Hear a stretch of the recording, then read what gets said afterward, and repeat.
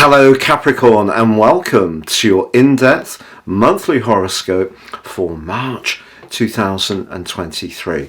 This is for the Sun or the Ascendant.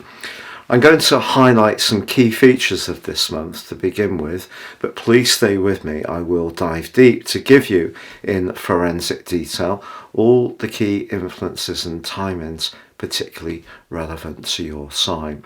If you are a returning viewer, thank you so much for joining me once more. If you're new to my channel, it's great to have you with me. Please comment. I interact with all comments. This is very much a community. But also please like and subscribe. Now, of course, your ruler is Saturn. Saturn takes 29.5 years to go through its cycle. And it's just about to return to the sign of Pisces for the first time in 27 years. This is because each time Saturn moves through a zodiac sign, it does so in 3 retrogrades and usually 2 parts, and that's the case here. So at the end of the cycle, it will have been in total in Pisces for 2.5 years.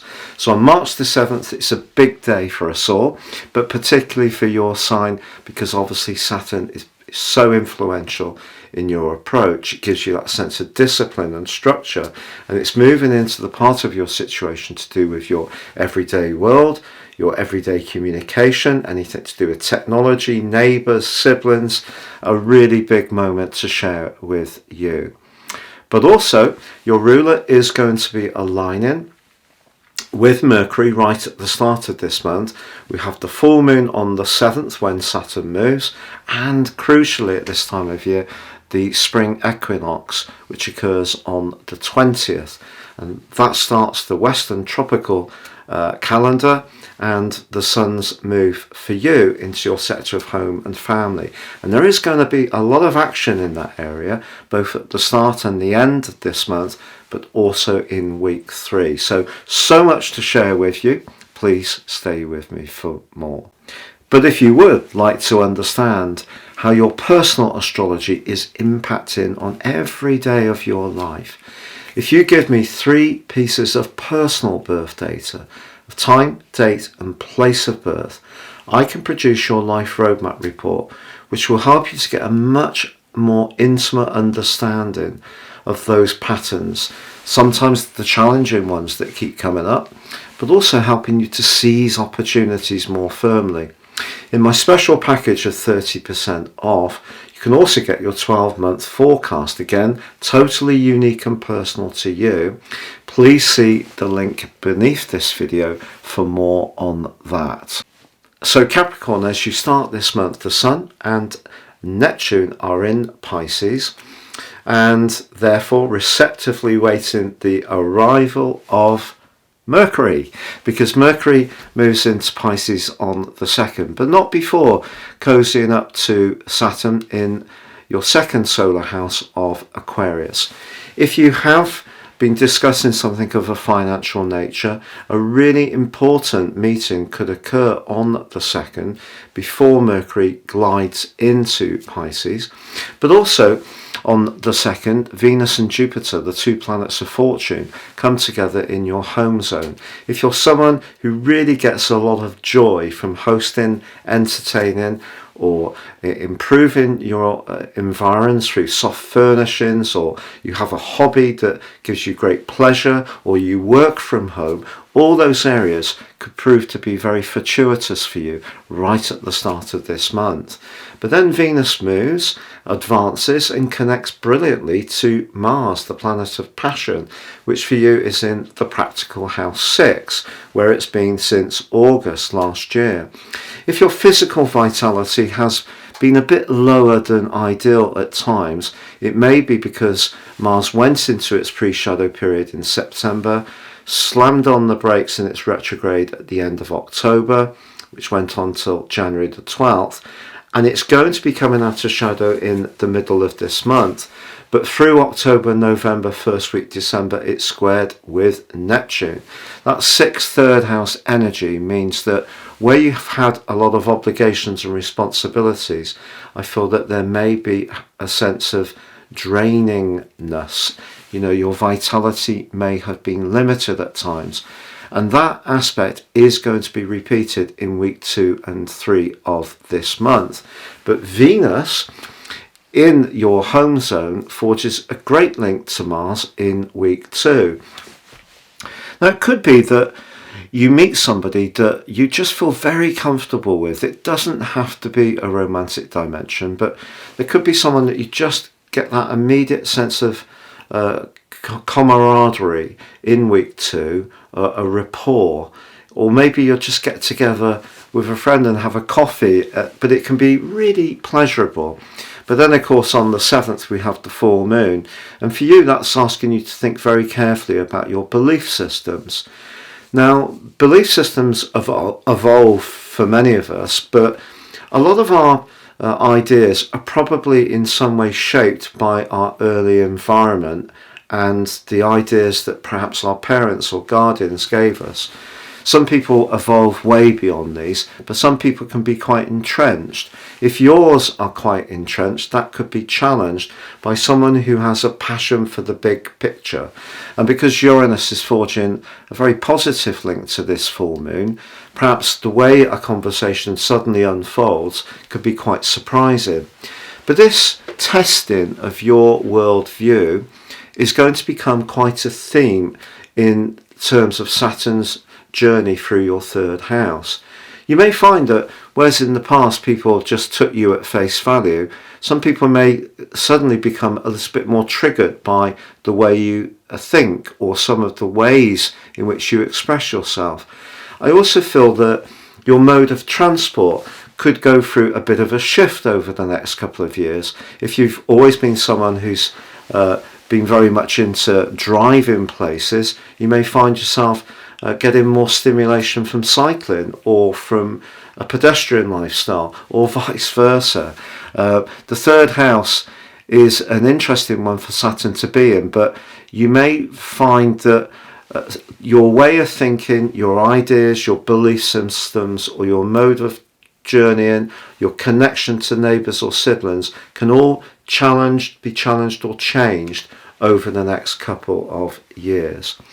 Now on the 15th, Mars comes out of that shadow, as I mentioned before, but on the 16th, Venus moves into a glorious location. She returns home to one of the 2 signs she governs of Taurus, but for you this is house 5, which is very outgoing, very bubbly, very affectionate, very glamorous, but Venus forges an almost immediate wonderful sextile to Saturn. So perhaps your sincerity in terms of your ideas, the way you express your affection for someone, because it's very meaningful, someone knows that what you say is what you really mean, that can bond you together. But equally, the opposite can be true if you're a bit trivial about something that maybe someone else gauges should be expressed with more care. That could cause some tension. And with Pluto set to move out of your sign, from the 14th to the 19th, it forges a square with Venus. Actually, the square goes across 4 zodiac signs as they both shift. But I feel that it's possible that your way of approaching things as an individual, Pluto in your sign to begin with, could jar with someone in an emotional context. They may feel that you're needing to be right, even if for them they're trying to have a more even-sided conversation. Power is a subtle thing. It doesn't mean to say that people have to shout to assert themselves or be unpleasant. It can be done in quite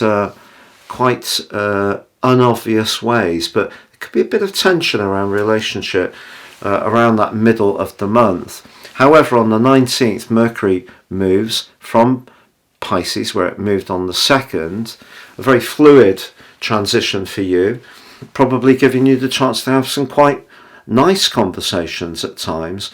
But Mercury's not at its best in Pisces, so again, very important to be as crystal clear as possible. This planet thrives on logic and clarity, and because of the rulership of Pisces of Neptune, and the fact that in technical astrology Mercury is debilitated in Pisces, again, watch what you're saying. Someone could quite innocently get completely the wrong end of your proverbial stick. But Mercury moving into Aries obviously is quite an activated sign because of the fire energy of Aries. But here it's asking you to think more about your feelings, but it can be a bit harder to express them. But the spring equinox, which occurs on the 20th, ushers in the start of Cardinal Quadrant 1, and really for the next 13 weeks, anything to do with home, family, emotion, shelter, security, your environment are going to be huge issues. On the 21st, the new moon gives you an opportunity to really spring into those areas with a lot of enthusiasm and energy.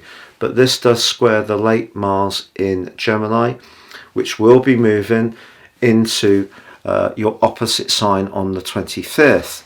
That could give you a little bit more of a taste of someone seeing something different to you, or someone can feel that you're hardening your intent in terms of putting across your point of view and setting your boundaries. But with Pluto moving out of your sign for 11 weeks on the 23rd, going into Aquarius, only gets up to 22 minutes. So it's a very small ingress into Aquarius, and it's going to be coming back into your sign on June the 11th. But it does forge an immediate quincunx with Mars. So because for you Pluto moves into the second house of self-worth, your values, but also everyday money, and Mars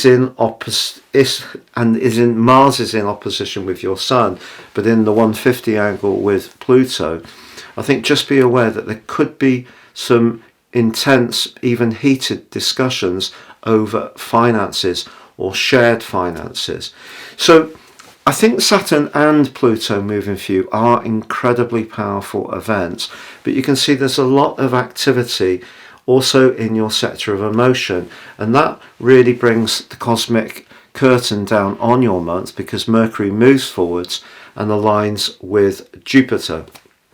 Now that could be lucky. If you do work from home, some kind of good fortune or serendipity can work out for you.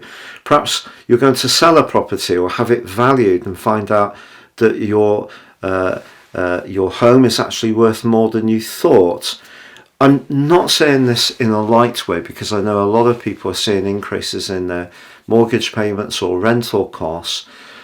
So it's possible that this fourth house energy at the start and the end of the month are signals for you to start looking more in your inner world if you find that some of your interactions with others feel different or more stilted. I think when Saturn first moves, it doesn't necessarily give us a direct impression of what its influence can be. It can be quite subtle, and also the energy that's been ongoing in the previous 2.5 years, in your case around your financial situation and your self-worth.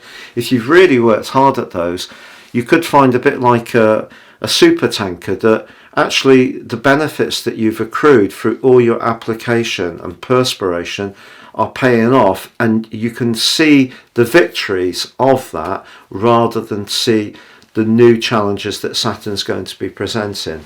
But I think Saturn in Pisces, you can watch my deep dive video on it. I'll pop a link beneath this video. Will give you, I think in particular, I hope, a lot of insights on how this may play out because it is your ruler. So I think it's asking us all to be much more industrious when it comes to expressing our emotions and not just going through the process of expressing our ideas and opinions. So it's making sure that we stay in touch with feelings, which is represented by the sign of Pisces. It's been a real pleasure being with you. Please like, comment or subscribe, and goodbye.